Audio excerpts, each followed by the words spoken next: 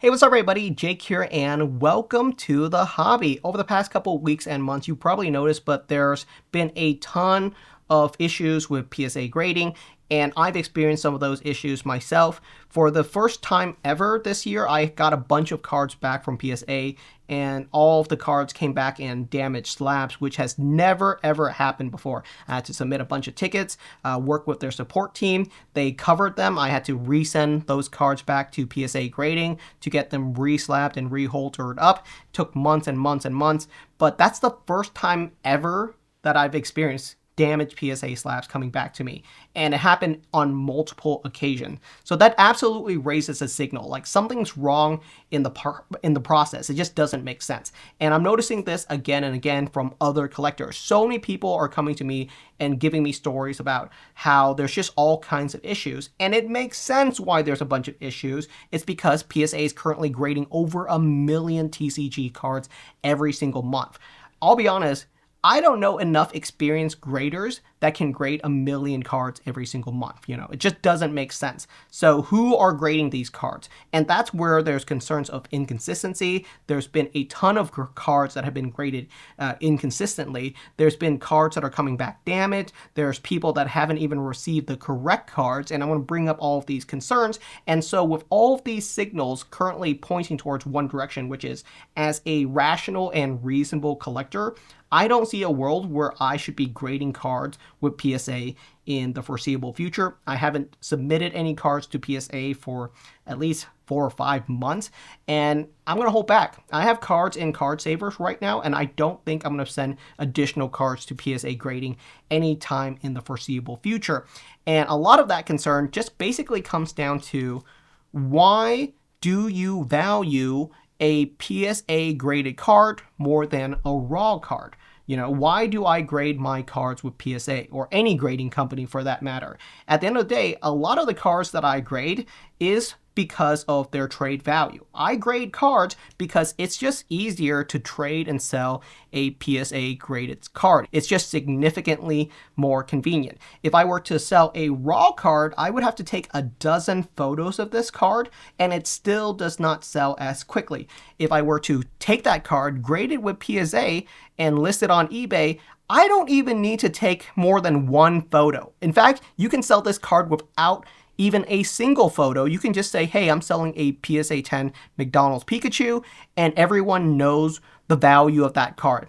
And that is really, really scary, because people are no longer even looking at the condition of this card. They're not even asking for a back photo. They're not looking at the corners. They're just saying, oh, it's a PSA 10. I know exactly what that's worth. And they're no longer really buying the card. They're just buying the label. And that's a concern with the hobby as a whole rather than any individual, because I still try to actively buy cards rather than buying labels. And I think as a hobby, a lot of people have found so much convenience with grading companies that we're now just straight up buying labels. And this goes way beyond PSA, because there's a reason why BGS black labels are worth 20 times, 30 times more than PSA 10s. But at the end of the day, they're basically the same card. Yes, the BGS black label might be like ever slightly more centered, but is that really worth a 20x or 30x multiplier? It's really just the prestige of the label at the end of the day, and I'm trying to get away from that, and I hope a lot of other collectors get away from that as well, which is just buying the cards rather than buying the labels.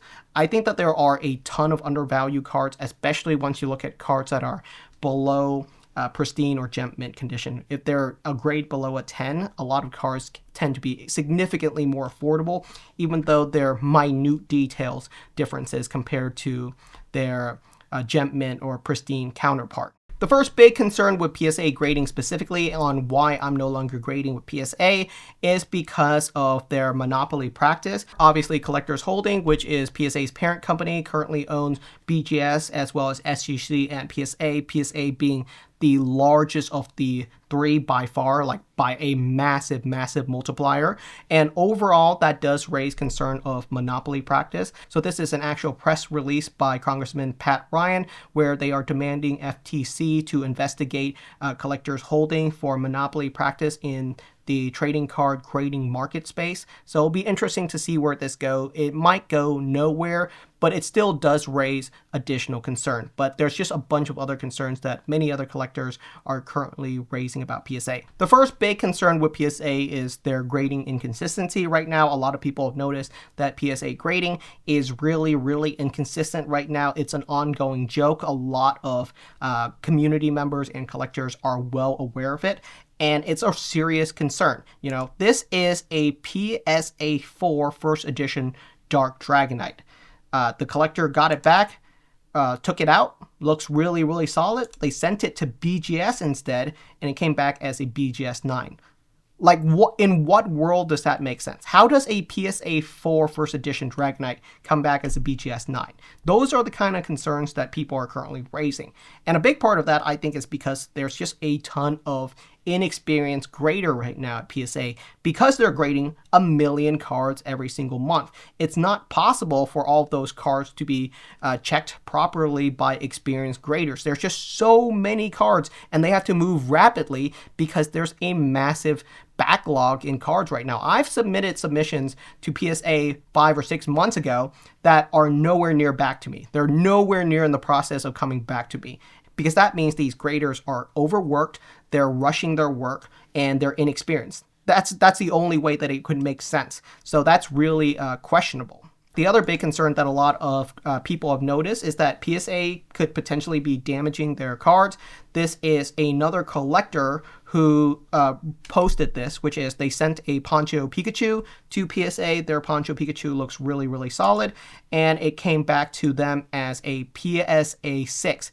And when they submitted the card, they noticed that there was nothing wrong with the card, and when it came back, there's a massive ding in the middle of the card, and that's why it got a PSA 6. If a card has a ding, it's automatically a PSA 6. That's just how they work, is that a dent is considered a serious concern for them, and they automatically drop it down to like a 6 or a 5, which is a lot. That's a huge, significant drop in value from a PSA 10 to a PSA 6. And the biggest concern is that, hey, the guy who submitted this card would have noticed a giant ding in the middle of his card. He didn't get a ding. There was no ding on his card. Then why did it come back like this? You know, when did this happen during the process? It could be anywhere. It might not even be a PSA's fault, but there's so many concerns with that. Are they rushing things? Are cards getting damaged? And this is all part of the process, is that, hey, if they're submitting 1 million cards for grading every single month, and they have to rush this process because there just aren't enough graders. There just aren't enough people working to make this happen fast enough. And unless you want your cards back in 2 to 3 years, they have to be skipping some stuff. They have to be rushing the process to just get these cards back to you. And I don't want my cards to come back damaged. So as a rational, reasonable collector, should I really be sending additional cards to PSA? Probably not. And there's more concerns. This is the #1 upvoted post on one of the One Piece TCG subreddit right now, which is a collector submitted a Monkey D. Luffy gold card, which is a really expensive card, to PSA grading. It came back as a PSA 9, but what they noticed was that, hey, this is not their card. So they examined the card right here. What you'll notice is, with the centering of this card, is Luffy currently has 3 toes. And when they look at their original photo, and I can have the link in the YouTube description so you can compare for yourself, but it's very clear that Luffy has a little bit of a 4th toe on their card. So the centering on this card is completely different. And when you look at the card that came back from PSA, there's clearly a toe missing. So this card centering is completely different from the card that they submitted. The card that they submitted shows 4 toes on Luffy, and the card that they got back only has 3 toes. It's literally not the same card. How does something like this happen? My best guess, and this is just a best guess, but most likely this collector submitted their card through GameStop, and when you submit your cards to PSA through GameStop, they bundle a lot of the cards together into like a large grading submissions. You're not getting one individual grading submission. They're grading tons and tons of cards, and most likely this is literally someone else's card. That's the only way it makes sense. This collector got someone else's Luffy, and that is really questionable as well. A big part of this is because PSA has so many fingers in so many different businesses right now. PSA is collaborating with eBay to sell cards through eBay auction. PSA is collaborating with GameStop to do graded mystery slabs and doing grading submissions directly through GameStop to PSA. And there's just so many things that they are currently doing that problems like this currently arises. Now, as a rational, reasonable collector, if you take all of this information together, if you take PSA's inconsistent grading right now, getting a PSA 4 submitted back as a BGS 9 is ridiculous. If you look at the issue with PSA damaging cards, if you look at the issues with people just not even getting the right cards back, if you take all of these kind of information, if you take the monopoly practice into concern, if you take all of this information, in what world does it make sense for me to continue submitting cards to PSA? It just doesn't. So I don't see a future where I'm going to be grading with PSA, at least until a lot of these issues are resolved. And I do hope they get resolved down the line. And there's no world where I need to grade my cards immediately. It's not a big concern of mine. Like I said, a big reason why I currently grade a lot of cards with them is that it just makes it really easy as a collector to transact. It's so easy to sell or trade or to give someone this card because there's no concern on the card's condition and the card's value. There should be. People should be looking at this card and saying, is it really a PSA 10? Is this card really gem mint? But people aren't. A lot of times when I sell a card on eBay, I just take a photo of the front of the card, and that's all it really takes. People don't even ask for a back photo anymore. And that is really convenient for me as a seller because I don't want to be taking 12 photos of my cards to sell them. So it makes it really convenient because once a card comes back as a whatever grade, it makes it super easy for me to trade and sell it because people will just easily know the value of this card.